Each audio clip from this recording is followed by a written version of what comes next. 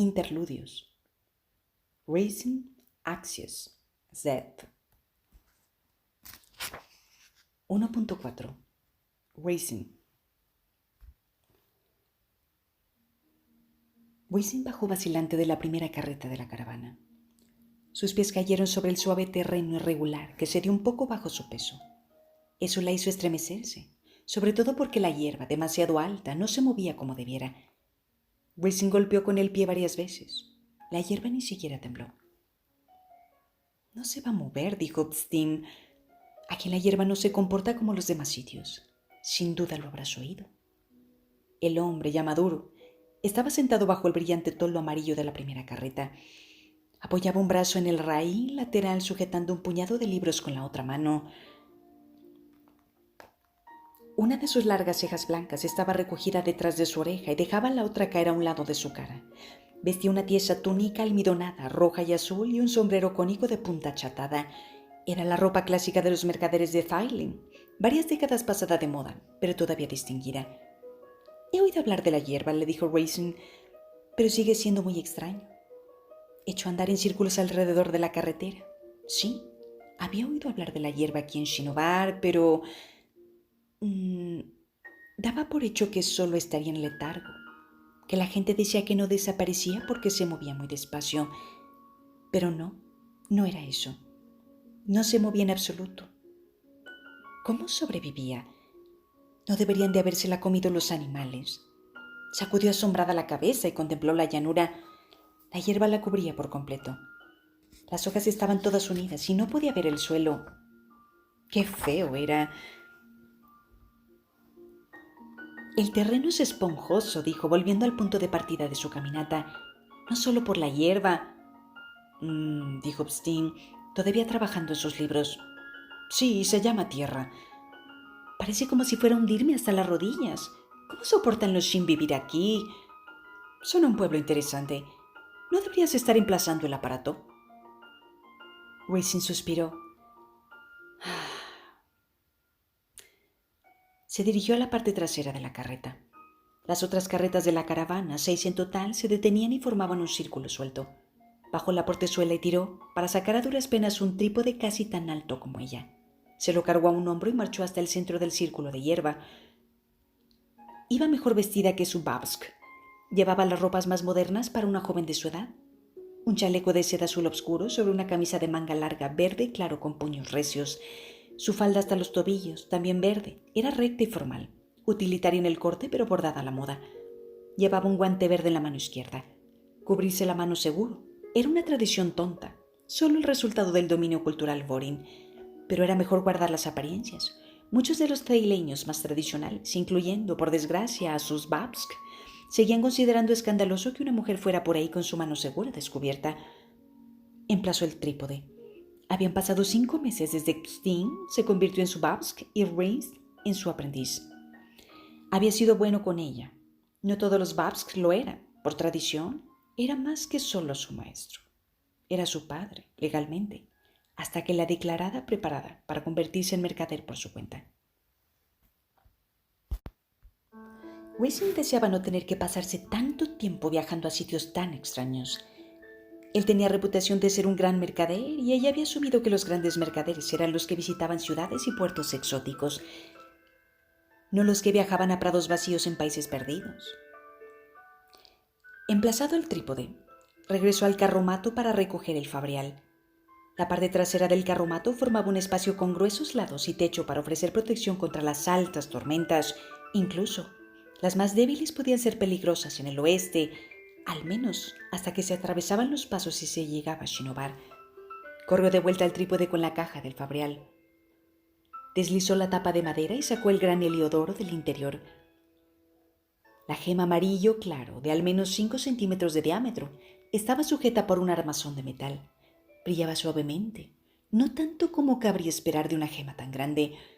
La colocó en el trípode y luego hizo girar algunos de los diales que tenía abajo, situando el fabrial de cara a la gente de la caravana. Luego sacó un taburete del carro y se sentó a mirar. Le sorprendió lo que había pagado Pstin por el aparato, uno del nuevo tipo recién inventado, que advertía si se acercaba a alguien. ¿Era de verdad tan importante?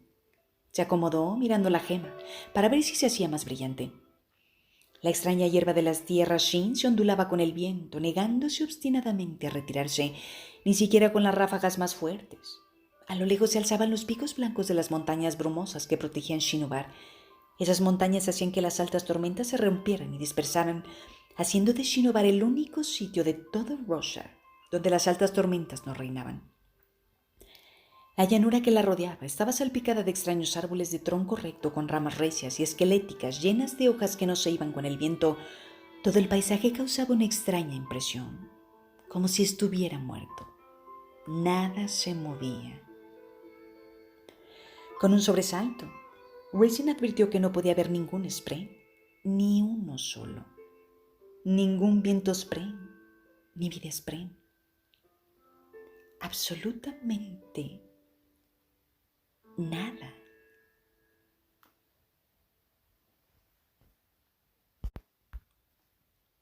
Era como si toda la tierra fuera corta de entendederas, como un hombre que nace con el cerebro incompleto y no sabe cuándo protegerse y se queda mirando a la pared, babeando.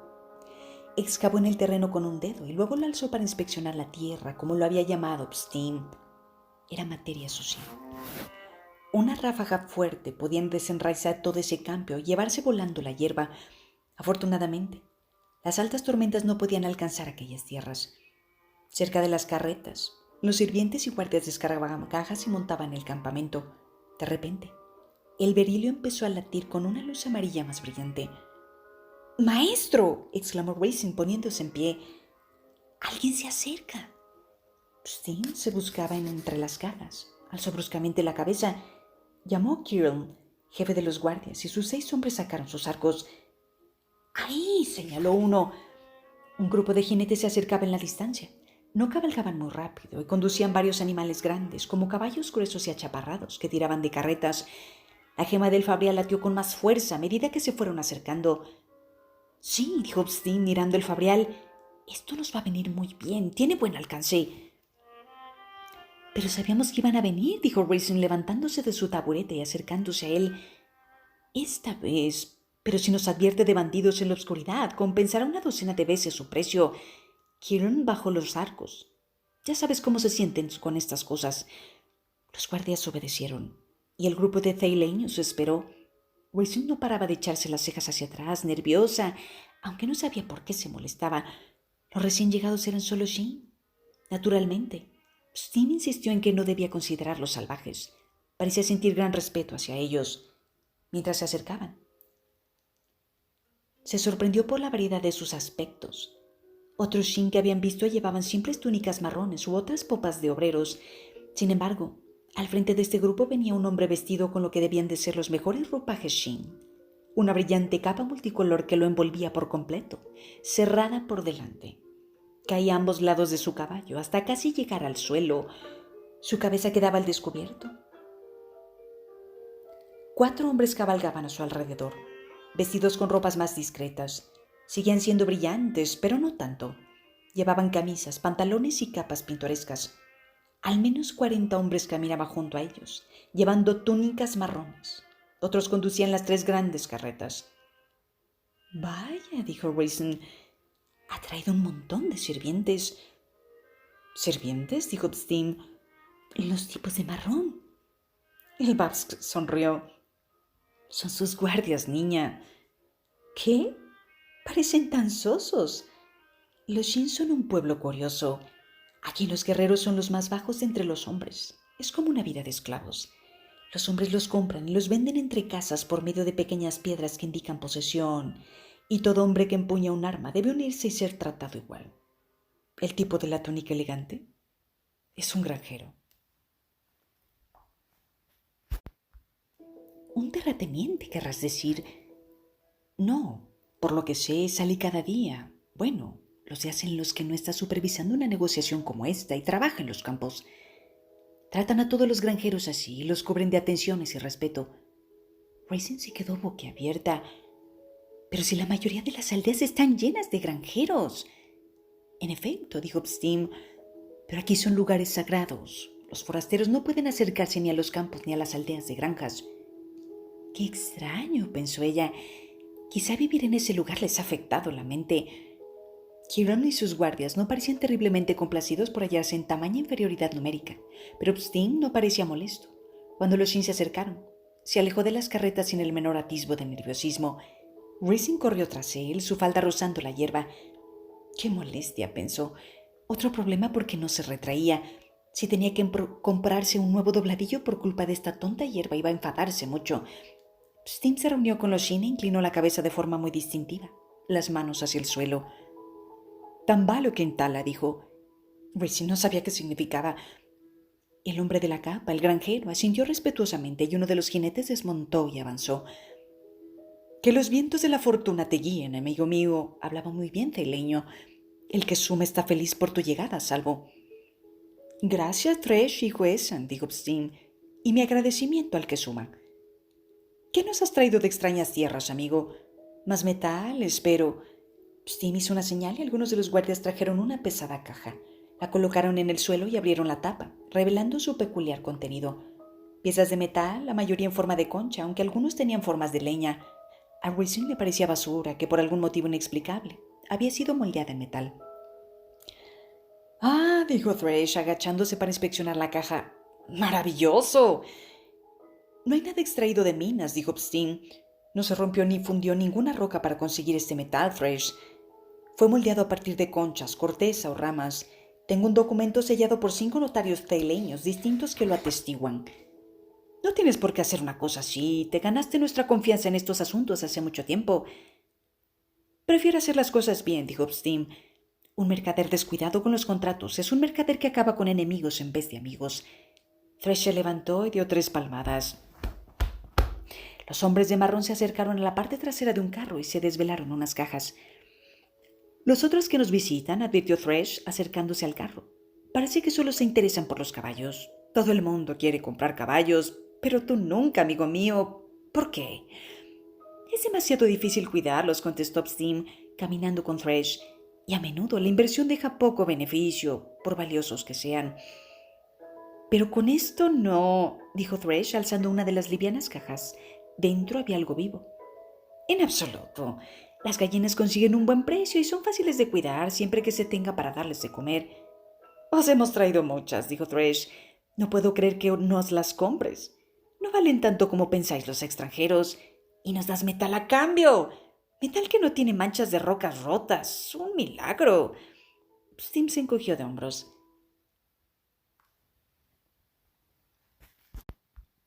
«Esos pedazos prácticamente carecen de valor de donde yo vengo. Los hacen los fervorosos que practican con los moldeadores de almas. No pueden hacer comida, porque si les sale mal es venenosa. Así que convierten la basura en metal y lo tiran». «¡Pero se puede forjar!». «¿Por qué forjar el metal cuando puedes tallar un objeto de madera con la forma precisa que quieres y luego moldearlo?».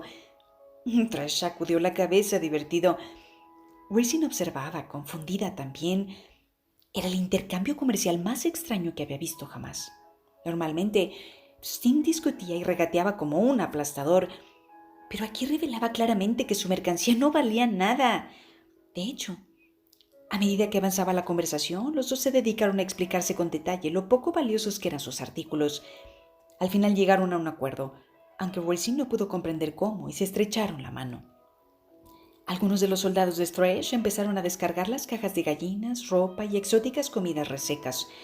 Otros empezaron a llevarse las cajas de trozos de metal. «No pudiste conseguirme un soldado, ¿no?», preguntó Sting mientras esperaban. «Me temo que no se pueden vender a los extranjeros». «Pero me vendiste uno». «Han pasado casi 7 años», rió Thresh, «y todavía preguntas». «No sabes lo que conseguí por él, y me lo diste prácticamente por nada». «Era un sinverdad», dijo Thresh, encogiéndose de hombros. «No valía nada. Me obligaste a canjearlo a la fuerza, aunque he de confesar que tuve que tirar tu pago al río. No podía aceptar dinero por un sinverdad». «Bueno, supongo que no puedo enfadarme por eso», dijo Sting, frotándose la barbilla. «Pero si alguna vez tienes otro, házmelo llegar. El mejor sirviente que he tenido. Todavía lamento haberlo cambiado». «Lo recordaré, amigo mío», contestó Thresh. «Pero no creo que sea posible que tengamos otro como él», pareció distraído. «De hecho, espero que nunca lo hagamos». Cuando terminaron de intercambiar los artículos, Se estrecharon de nuevo la mano y luego Steam inclinó la cabeza ante el granjero. Raisin intentó imitar lo que hacía y se ganó una sonrisa de Thresh y de varios de sus acompañantes que hicieron comentarios entre susurros en su lengua Sheen. Un viaje tan largo y aburrido para un intercambio tan breve. Pero Steam tenía razón. Esas gallinas valdrían buenas esferas en el este. ¿Qué has aprendido?, le preguntó Steam mientras regresaban al carro principal. Que los Sheen son raros. No, dijo Steam, aunque sin severidad. Nunca parecía severo. Simplemente son distintos, niña. La gente rara es la que actúa de forma errática.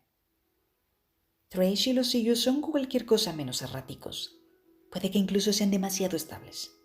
El mundo cambia, pero los Sheen parecen decididos a seguir igual.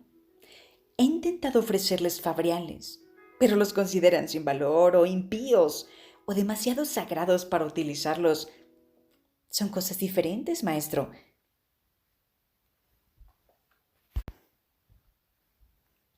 Sí, pero con los Sheen a menudo es difícil distinguir unas de otras.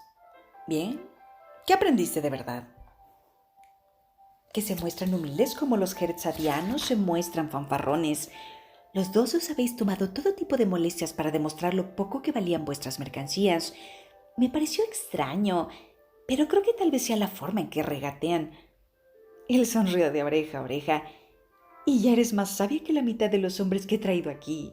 Escucha, aquí tienes tu lección. Nunca intentes engañar a los Sheen. Sé sincera, diles la verdad y, si acaso, rebaja el valor de tus artículos. Te amarán por eso y te pagarán por eso también. Ella asintió, llegaron al carro y Ibsin sacó una extraña maceta. Toma, dijo, usando un cuchillo para cortar un poco de esa hierba.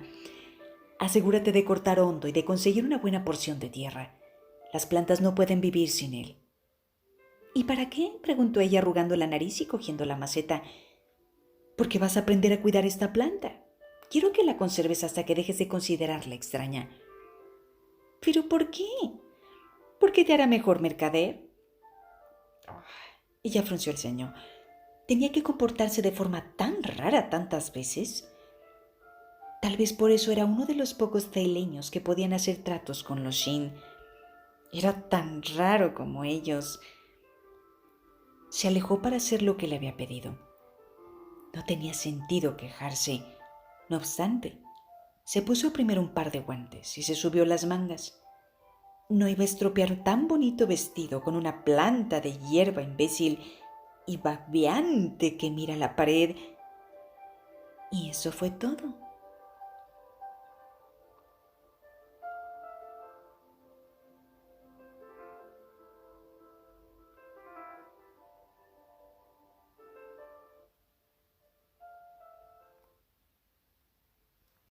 .5 Axies el coleccionista. Axies el coleccionista gimió tendido de espaldas, el cráneo martillando por un dolor de cabeza. Abrió los ojos y contempló su cuerpo. Estaba desnudo. Maldita sea, pensó. Bueno, era mejor comprobar si estaba malherido. Sus pies apuntaban al cielo. Tenía las uñas de color azul oscuro, cosa que no era extraña en un aimiano como él. Trató de agitar los dedos y con satisfacción comprobó que se movían. Bueno, algo es algo, dijo, volviendo a dejar caer la cabeza contra el suelo. Hizo un sonido amortiguado al aplastar algo blando, como un pedazo de basura podrida. Sí, eso era. Pudo olerla ahora, penetrante, rancia. Se concentró en su nariz, esculpiendo su cuerpo para que ya no pudiera oler. Pensó, mucho mejor. Ahora, si pudiera acabar con el martilleo de la cabeza, de verdad. Tenía el sol que ser tan intenso. Cerró los ojos. «Estás todavía en mi callejón», resonó una voz tras él. Esa voz lo había despertado en primer lugar. «Ahora mismo lo dejo libre», prometió Axies. «Me debes el alquiler por dormir una noche». «¿En un callejón?» «Es el mejor callejón de Cassitor». Es ahí donde estoy entonces. Excelente. Unos cuantos latidos de concentración mental finalmente acabaron con el dolor de cabeza. Abrió los ojos. y esta vez la luz del sol le pareció bastante agradable. Paredes de ladrillo se alzaban hacia el cielo a cada lado, cubiertas de una corteza de líquen rojo. A su alrededor habían dispersos montoncillos de tubérculos podridos. No, dispersos no. Parecían haber sido colocados con cuidado. ¡Qué raro! Probablemente eran la fuente de los olores que había advertido antes. Mejor no activar su sentido del olfato.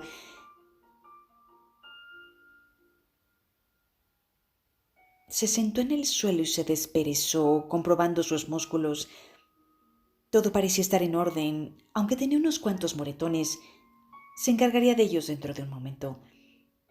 Bueno, dijo dándose la vuelta, no tendrás por ahí unos pantalones que te sobren, ¿verdad? El dueño de la voz resultó ser un tipo de barberizada que estaba sentado en una caja al fondo del callejón. Axis no lo reconoció ni reconoció el lugar. Eso no era sorprendente, considerando que lo habían golpeado, robado y dado por muerto. Otra vez. Las cosas que hago en nombre de la sabiduría, pensó con un suspiro. Su memoria regresaba. Casitor era una gran ciudad iriali, segunda en tamaño después de Raleigh Loring. Había venido aquí porque quiso. Se había emborrachado porque quiso y tal vez debería haber escogido mejor a sus compañeros de bebida. Voy a dar por hecho de que no tienes unos pantalones de sobra, dijo Axies, levantándose e inspeccionando los tatuajes de sus brazos. Y si los tuvieras, te sugiero que te los pongas. ¿Eso que llevas encima es un saco de Lavis?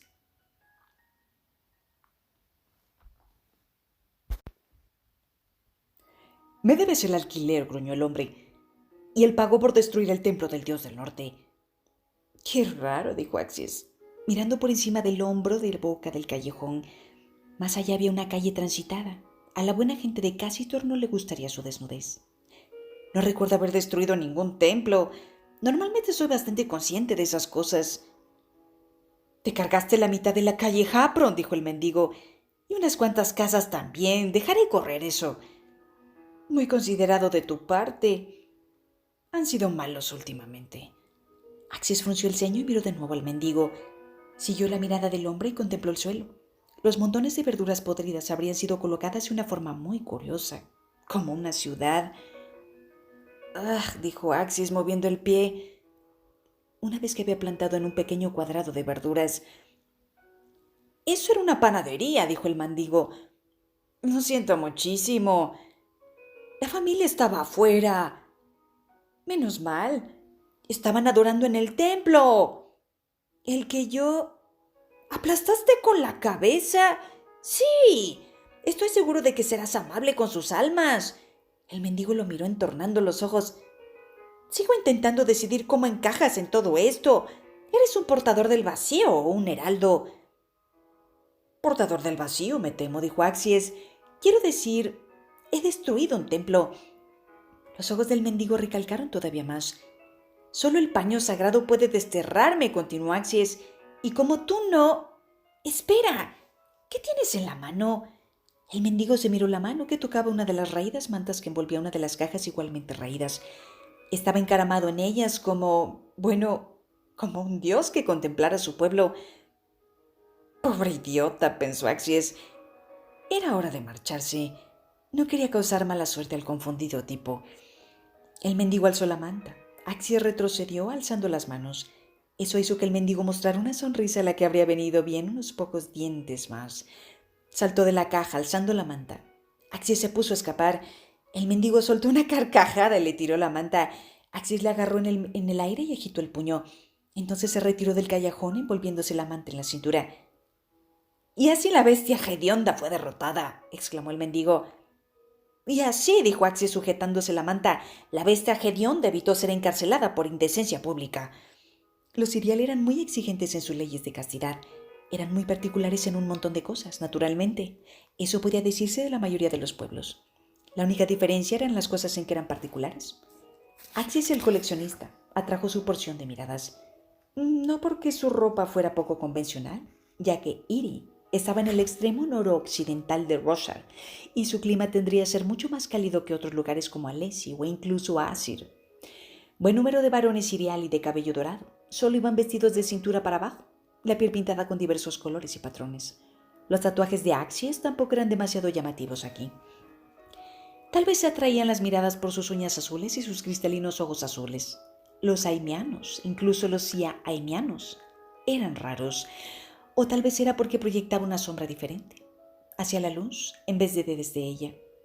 Era una cosa menor y las sombras no eran largas, estando en el sol tan alto, pero los que lo advertían murmuraban o se apartaban de su camino. Probablemente habían oído hablar de su especie. No había pasado tanto tiempo desde que arrasaron su tierra.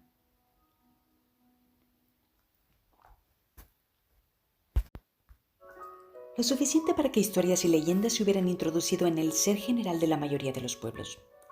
Tal vez alguien importante daría un paso más y lo llevaría ante un magistrado local. No sería la primera vez. Hacía tiempo que había aprendido a no preocuparse. Cuando la maldición de la especie te seguía, aprendías a aceptar lo que pasara. Empezó a silbar para sí, inspeccionando sus tatuajes e ignorando a aquellos que lo observaban lo suficiente para quedarse boquiabiertos. Recuerdo haber escrito algo en una parte, pensó mirándose la muñeca y luego doblando el brazo para ver si había algún tatuaje nuevo en el dorso. Como todos los aimianos, podía cambiar a voluntad el color y las marcas de su piel. Resultaba muy conveniente, ya que cuando te robaban regularmente todo lo que poseías, era enormemente difícil guardar un cuaderno adecuado. Y así, guardaba sus notas en su piel, al menos hasta que pudiera regresar a un lugar seguro y transcribirlas. Esperaba no haberse emborrachado tanto para haber escrito sus observaciones en un lugar inconveniente. Le había pasado antes y leer aquel lío requirió 2 espejos y un muy confuso ayudante en el baño. Susurró en silencio, descubriendo una nueva entrada cerca del interior de su codo izquierdo. Lo leyó torpemente, mientras arrastraba los pies pendiente abajo. Prueba con éxito. He visto spray que solo aparecen cuando estás muy embriagado. Aparecen como pequeñas burbujas marrones que se aferran a los objetos cercanos. Puede que sean necesarias más pruebas para demostrar que son algo más que una alucinación de borracho. Muy bonito, dijo en voz alta, muy bonito. Me pregunto por qué deberían llamarlos. Las historias que había conocido las llamaban borrachos pren, pero eso parecía una tontería. ¿Embriagas pren? No, demasiado poco pegadizo. ¿Cerves pren? Sintió un arrebato de emoción. Llevaba años persiguiendo este tipo concreto de spren. Si resultaban ser reales, sería toda una victoria. ¿Por qué solo parecían en Iri? ¿Por qué eran tan poco frecuentes? Se había emborrachado estúpidamente una docena de veces y solo los había encontrado en una ocasión, si es que los había encontrado de verdad. Sin embargo, los spren podían ser muy esquivos, a veces, incluso los más corrientes. Los llamaspren, por ejemplo, se negaban a aparecer. Eso resultaba particularmente frustrante para un hombre que había consagrado su vida a observar, catalogar y estudiar todos los tipos de spren de Rothschild.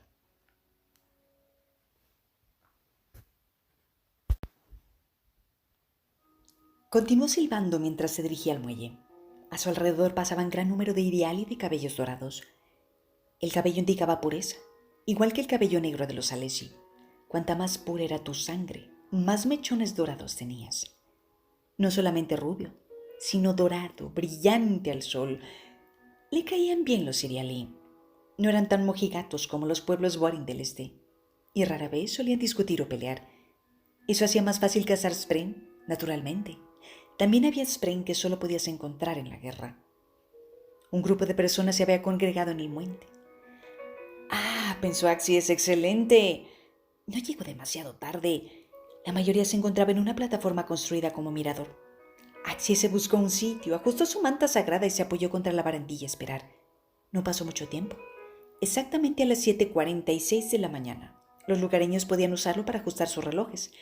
Un enorme spren azul marino surgió de las aguas de la bahía. Era transparente y aunque parecía levantar ondas con su avance, era ilusorio. La superficie de la bahía no fue alterada. Toma la forma de un gran chorro de agua, pensó Axies, creando un tatuaje a lo largo de una porción de su pierna y escribiendo las palabras. El centro es azul oscuro, como las profundidades del mar, aunque los bordes exteriores son un poco más claros.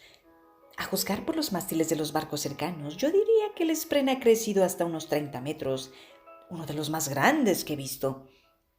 De la columna brotaron 4 largos brazos que abarcaron la bahía, formando dedos y pulgares. Se posaron en los pedestales dorados que habían sido colocados ahí por las gentes de la ciudad. El Spren salía a la misma hora cada día sin tardanza. Lo llamaban por su nombre, Kusisesh, el protector. Algunos lo adoraban como a un dios. La mayoría simplemente lo aceptaba como parte de la ciudad. Era único, uno de los pocos tipos de Spren que conocían que solo parecía tener un miembro. ¿Por qué clase de Spren es este? Reflexionó Axies fascinado. Ha formado una cara que mira al este, directamente hacia el origen. Esa cara cambia de forma sorprendentemente rápida. Distintos rostros humanos aparecen al final de su cuello como un tronco, uno tras otro en difusa sucesión. La exhibición duró 10 minutos completos. ¿Se repitió alguno de los rostros? Cambiaban tan rápidamente que no podía decirlo. Algunos parecían masculinos, otros femeninos. Cuando la exhibición terminó, Kusisesh se retiró a las aguas de las bahías, levantando de nuevo olas fantasmales. Axies se sentía agotado, como si le hubieran absorbido algo. Decían que era una reacción común. ¿Se lo estaba imaginando por lo que esperaba? ¿O era real? Mientras lo consideraba, un ladronzuelo pasó junto a él y tiró de su atuendo, riéndose para sí. Se lo lanzó a unos amigos y se marcharon corriendo. Axies sacudió la cabeza. ¡Qué molestia!, dijo mientras la gente a su alrededor empezaba a murmurar y escandalizarse. «Hay guardias cerca, supongo». «Ah, sí, 4. Maravilloso». Los 4 caminaban ya hacia él, el cabello dorado sobre los hombros, las expresiones severas. «Bueno», se dijo para sí, haciendo una anotación final mientras uno de los guardias lo agarraba por el hombro. «Parece que tendré otra oportunidad de investigar a los cautivos Spren». Era extraño que esos lo hubieran eludido durante todos estos años, a pesar de sus numerosas encarcelaciones. Estaba empezando a pensar que era un mito. Los guardias lo arrastraron hacia los calabozos de la ciudad, pero no le importaba. 2 nuevos Spren en otros tantos días. A este paso, tan solo tardaría unos cuantos siglos más en completar su investigación. Magnífico, en efecto. Continuó silbando para sí. 1.6. Una obra de arte. Se dijo hijo vallano, sin verdad de Shinobar, estaba agazapado en un alto saliente de piedra junto a la timba. El saliente tenía como función sostener una linterna. Sus piernas y el saliente quedaban ocultas por su larga capa envolvente, por lo que parecía que estaba colgando de la pared. Había pocas luces cerca. A Makek le gustaba que Sed estuviera embosado en las sombras. Llevaba un ajustado traje negro bajo la capa, la parte inferior de su rostro cubierta por una máscara de tela. Ambos llevaban el escudo de Makek. La capa era demasiado grande y la ropa demasiado ajustada. Era un atuendo terrible para un asesino, pero Makek exigía algo dramático y Sed hacía lo mismo que ordenaba su amo. Siempre. Tal vez había algo útil en el dramatismo, mostrando solo sus ojos y su cabeza calva. Inquietaba a la gente que pasaba. Ojos de Shin demasiado redondos, un poco demasiado grandes. Aquí la gente los consideraba similares a los ojos de un niño. ¿Por qué los perturbaba tanto? Cerca, un grupo de hombres con capas marrones charlaban y frotaban sus índices y pulgares. Hilillos de humo se alzaban entre sus dedos, acompañados por un leve sonido chisporreante. Se decía que flotar musgo ardiente hacía que la mente de los hombres fuera más receptiva a pensamientos e ideas. La única vez que Sed lo había probado, acabó con dolor de cabeza y los dedos con ampollas. Pero cuando desarrollabas callos, al parecer podía venir de la euforia. El cubil circular tenía un bar en el centro que servía una amplia gama de bebidas a una variedad de precios aún más amplia. Las camareras iban vestidas con túnicas violeta con grandes escotes y abiertas por los lados. Llevaban al descubierto sus manos seguras, algo que los bablandeses, que eran de ascendencia borin, parecían encontrar enormemente provocativo. ¡Qué extraño! Era solo una mano. En torno al perímetro del garito se celebraban varias partidas. Ninguno de los juegos era claramente de azar, nada de tirar dados ni apostar a la carta más alta. Eran juegos de rompecuellos, luchas de cangrejos y, extrañamente, juegos de adivinación. Era otra rareza de los pueblos borin. Evitaban hacer cábalas sobre el futuro. Un juego como el rompecuellos tenía sus enlaces y tiradas, pero no se apostaba al resultado. En cambio, apostaban a la mano que tendrían después de tirar y sacar. A Sed le parecía una distinción sin significado, pero era algo profundamente enraizado en su cultura. Incluso aquí, en uno de los antros más repulsivos de la ciudad, donde las mujeres iban con las manos al descubierto y los hombres hablaban abiertamente de delitos, nadie se arriesgaba a ofender a los heraldos buscando conocer el futuro. Incluso predecir las altas tormentas incomodaba a muchos y, sin embargo, no daba mayor importancia a caminar sobre la piedra o usar luz tormentosa para la iluminación diaria. Ignoraban los espíritus de las cosas que vivían en su entorno y comían cuanto querían todos los días que se les antojaba. Extraño, muy extraño.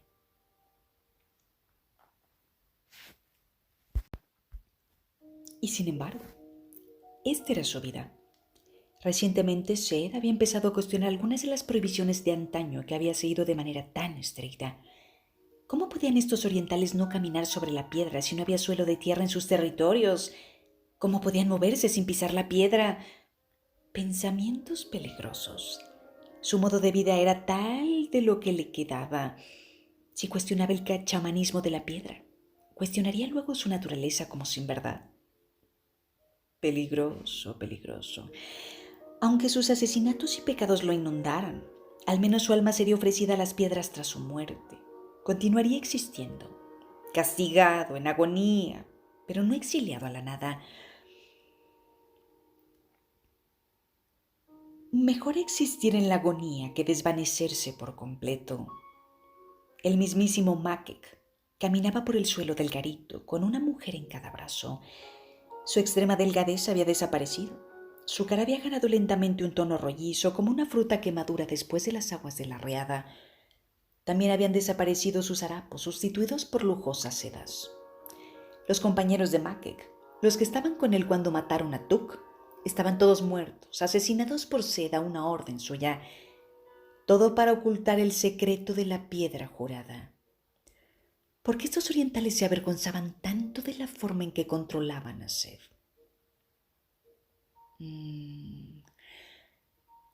¿Era porque temían que otro les robara la piedra jurada? Les asustaba que el arma que empleaban con tan pocos miramientos se volviera contra ellos.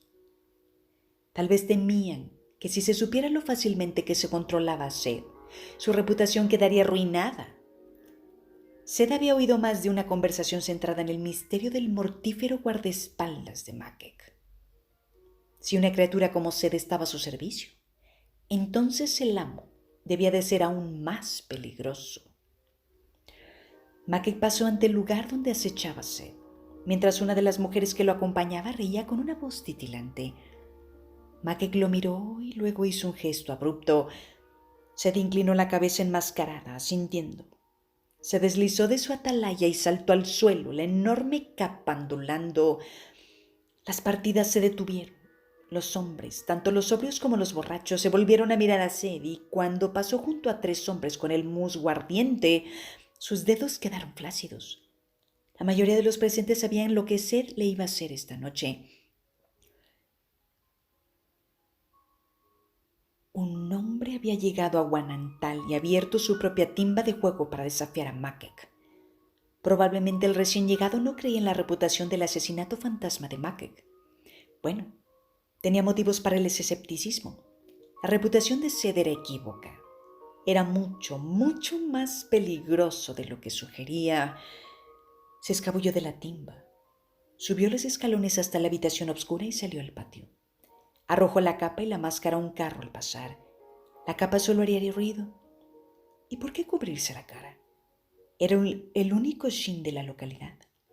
Si alguien le veía los ojos, sabría quién era. Conservó la ajustada ropa negra. Cambiarse requeriría demasiado tiempo. Aguanatal era la población más grande de la zona. Stapling pronto se le habría quedado pequeña a Makek. Ahora estaba hablando de mudarse a Punta Rodilla, la ciudad donde el señor local tenía su mansión. Si eso sucedía, Sed se pasaría meses chapoteando en sangre mientras localizaba sistemáticamente y eliminaba a todos los ladrones, asesinos y señores del juego que se negaran a someterse a Makek. Eso sería dentro de unos meses. Ahora tenía que encargarse del intruso de Aguanatal, un hombre llamado Gavashow. Sed recorrió las calles, evitando la luz tormentosa y utilizar su hoja esquirlada, contando con su natural gracia y cuidado para no ser visto. Disfrutó de su breve libertad. estos momentos, cuando no estaba atrapado en uno de los antros llenos de humo de Makek. Eran demasiado escasos últimamente. Mientras se deslizaba entre los edificios, moviéndose rápidamente en la oscuridad, con el aire frío y húmedo en su piel, casi podía creer que estaba de vuelta en Shinobar. Los edificios que lo rodeaban no eran piedra blasfema, sino de tierra, construidos con arcilla y barro. Esos sonidos bajos no eran los aplausos apagados del interior de alguno de los antros de Makek, sino el tronar y el piafar de los caballos salvajes de las llanuras. Pero no, en Shinobar nunca habría olido una porquería así. Un hedor creado tras semanas de maceración. No estaba en casa. No había sitio para él en el Valle de la Verdad. Entró en uno de los barrios más ricos del pueblo, donde los edificios estaban más espaciados entre sí. Agua Natal estaba en una zona resguardada, protegida por un alto acantilado al este. Gabachó se había asentado arrogantemente en una gran mansión en la zona oriental del pueblo. Pertenecía al señor provincial con cuyos favores contaba. El señor había oído hablar de Makek y de su rápido ascenso en los bajos hondos, y apoyar a un rival era una buena manera de plantear un desafío temprano al poder de Makek. La mansión del consistor local tenía 3 pisos de altura, con un muro de piedra que rodeaba los compactos terrenos ajardinados, cuidadosamente arreglados.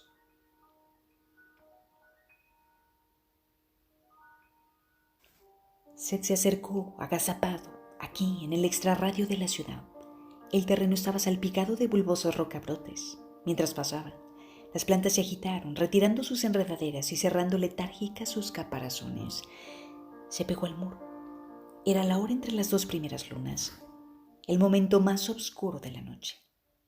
La hora odiosa, la llamaba su pueblo, pues era uno de los pocos instantes en que los dioses no vigilaban a los hombres. Había soldados de guardia en la almena y rozaban con sus pies la piedra. Garbashow probablemente se consideraba a salvo en este edificio, que era lo bastante seguro para un poderoso ojos claros. Seth tomó aire, infundiéndose de luz tormentosa de las esferas que llevaba en una bolsa. Empezó a brillar y de su piel brotaron vaporosas luminiscentes. En la oscuridad se veía claramente. Estos poderes nunca habían tenido como fin el asesinato. Los potenciadores luchaban a la luz del día, combatiendo a la noche pero sin abrazarla. A Seth no le preocupaba nada de eso. Simplemente tendría que tener cuidado para que no lo vieran. 10 latidos después de que pasaran los guardias, Seth se enlazó hacia la pared. Esa dirección se volvió hacia abajo para él y pudo correr por el lado de la fortificación de piedra. Cuando llegó a lo alto, saltó hacia adelante, luego brevemente se enlazó hacia atrás. Se dio la vuelta en lo alto de la muralla con una voltereta lateral y luego se enlazó de nuevo hacia la alta muralla con una voltereta lateral nuevamente. Bajó con los pies plantados en la piedra, mirando el suelo. Corrió y se enlazó de nuevo hacia abajo, saltando con los últimos tramos. Los terrenos estaban llenos de montículos de cortesía pizarra, cultivados para formar pequeñas terrazas. Seth se agachó y se abrió paso por el jardín que parecía un laberinto.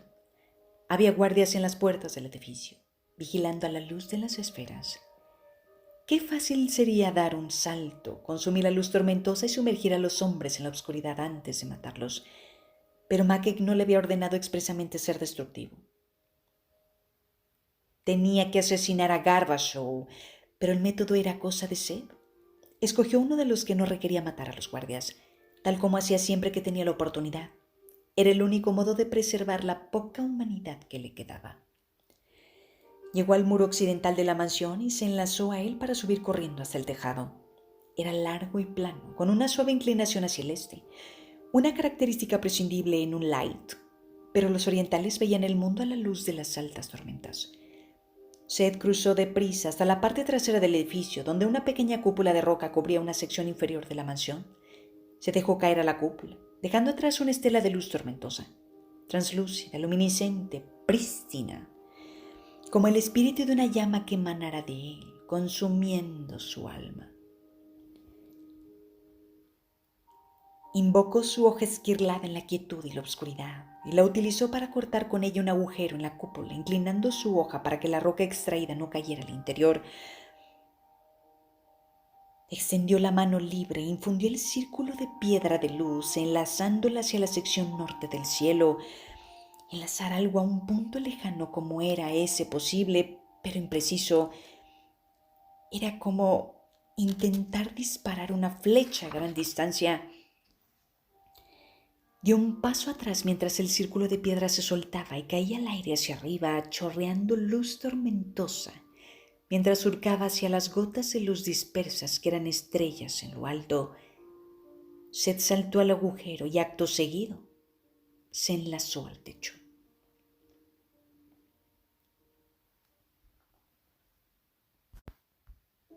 A lo lejos oyó un leve estrépito. El trozo de piedra, agotada la luz tormentosa, había vuelto a caer al suelo. Lo había lanzado lejos de la ciudad. Era de esperar que no hubiera causado ninguna muerte accidental. Los guardias estarían distraídos ahora, buscando la fuente del lejano golpe. Seth inhaló profundamente, absorbiendo su segunda bolsa de gemas. La luz que brotaba de él se hizo más brillante, permitiéndole ver la habitación que lo rodeaba. Como sospechaba, estaba vacía. Era un salón de banquete raras veces utilizado, con hogueras frías, mesas y bancos. El aire estaba tranquilo, silencioso y enmohecido, como el de una tumba. Seth corrió a la puerta, introdujo su hoja esquilada entre ella y el marco y cortó el cerrojo, abrió la puerta. La luz tormentosa que surgía de su cuerpo iluminó el oscuro pasillo del otro lado. A principios de su estancia con Mackey, Seth había tenido cuidado de no usar la hoja esquilada. Sin embargo, a medida que sus misiones se fueron haciendo más difíciles, se vio obligado a recurrir a ella para evitar muertes innecesarias. Ahora los rumores sobre él estaban poblados de historias de agujeros abiertos a través de la piedra, de hombres muertos con los ojos quemados. Mackey había empezado a creer en los rumores. Todavía no le había exigido que le entregara la espada, y si lo hacía, descubriría la segunda de las dos acciones prohibidas de Seth. Tenía que llevar la hoja esquilada hasta la muerte, después de la cual los chamanes de piedra de Shin la recuperarían de quien quiera que le hubiese dado muerte. Se movió entre los pasillos. No le preocupaba que Mackek tomara la hoja, pero sí de lo atrevido que se estaba volviendo el señor de los ladrones. Cuanto más éxito tenía Seth, más audacia hacía Mackek. ¿Cuánto tiempo pasaría antes de que dejara de utilizarlo para matar a rivales menores y lo enviaría a matar a portadores de esquilada o poderosos ojos claros? ¿Cuánto tiempo pasaría antes de que alguien hiciera la conexión? Un asesino Shin con una hoja esquilada, capaz de misteriosas hazañas y extremo sigilo. Podría ser el infame asesino de Blanco. Mackek podía desviar la atención del rey Alessi y sus altos príncipes de guerra en las altas llanuras quebradas y atraerlos a Jakeved. Morirían a miles. La sangre caería como la lluvia de una alta tormenta, densa, penetrante, destructiva.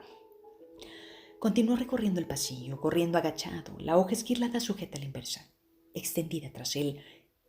Esta noche, al menos, iba a asesinar a un hombre que merecía su destino. ¿Estaban los pasillos demasiado silenciosos? Seth no había visto un alma desde que dejó el tejado. Podría Gavarsho ser lo bastante necio como para colocar a todos los guardias en el exterior, dejando indefensos sus aposentos. Por delante, las puertas de las habitaciones del amo permanecían sin vigilancia y obscuras al fondo de un corto pasillo. Sospechoso. Seth se acercó a las puertas, escuchando. Nada. Vaciló y miró a un lado. Una gran escalera conducía al primer piso. Se acercó y usó su hoja para cortar un pomo de madera del poste. Tenía el tamaño aproximado de un pequeño melón. Unos cuantos tajos con la hoja cortaron una sección de las cortinas del tamaño de una capa. Seth corrió a las puertas, se infundió a la esfera de madera de luz tormentosa, dándole un enlace básico que apuntaba al oeste, directamente delante de él. Cortó el cerrojo ante las puertas y abrió una de ellas. La habitación al otro lado estaba oscura. Había salido Gavarsho esa noche.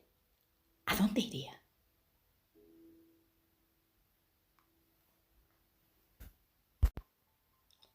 La ciudad no era segura para él todavía.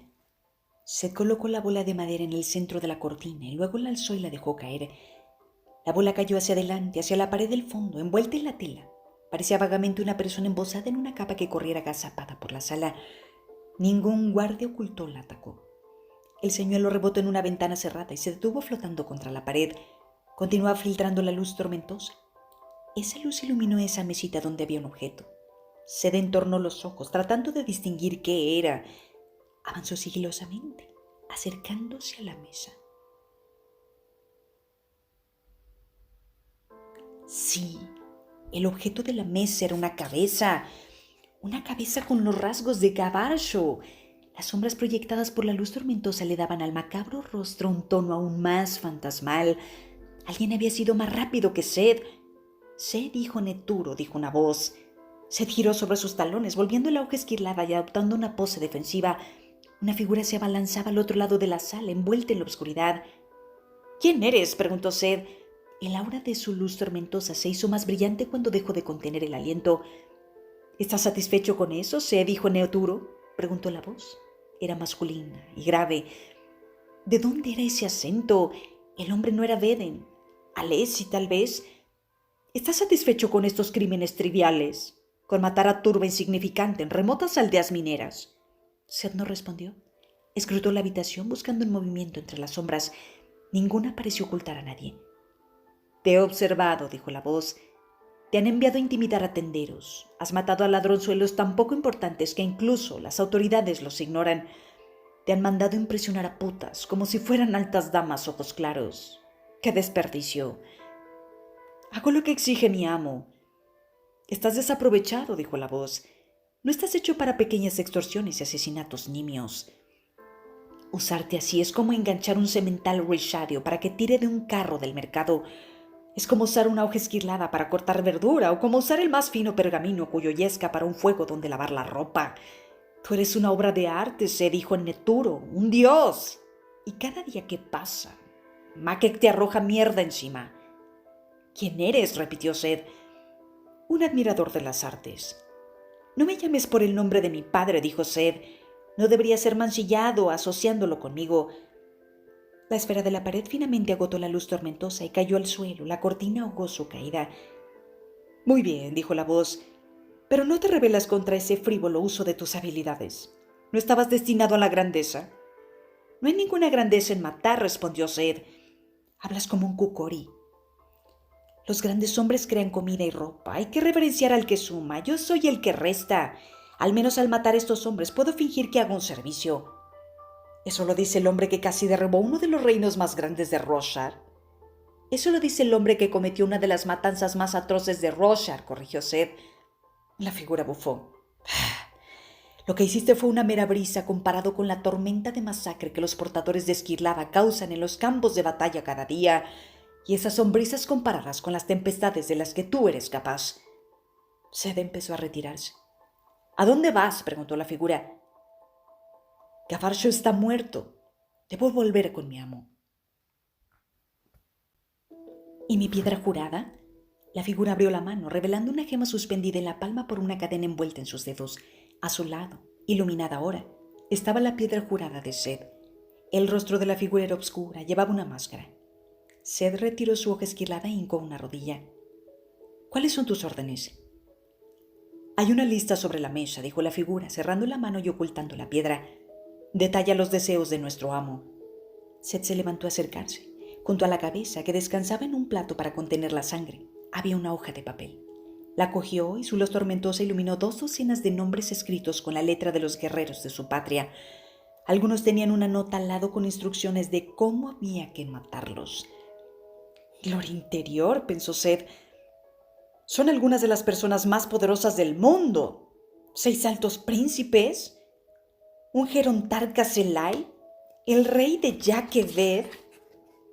«Es hora de que dejes de desperdiciar tu talento», dijo la figura, acercándose a la pared del fondo, en la que apoyó la mano.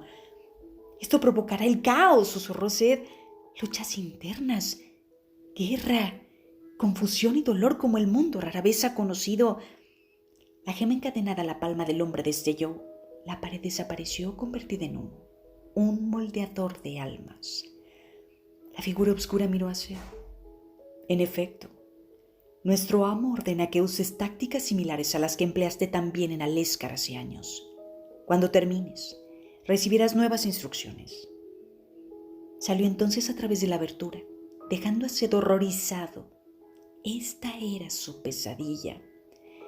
Estar en manos de aquellos que comprendían sus capacidades y tenían la ambición de usarlas adecuadamente. Permaneció ahí de pie durante un rato, silencioso, mucho después de que su luz tormentosa se apagara. Entonces, reverente, dobló la lista. Le sorprendió que sus manos fueran tan firmes. Debería estar temblando. pues pronto el mundo entero temblaría.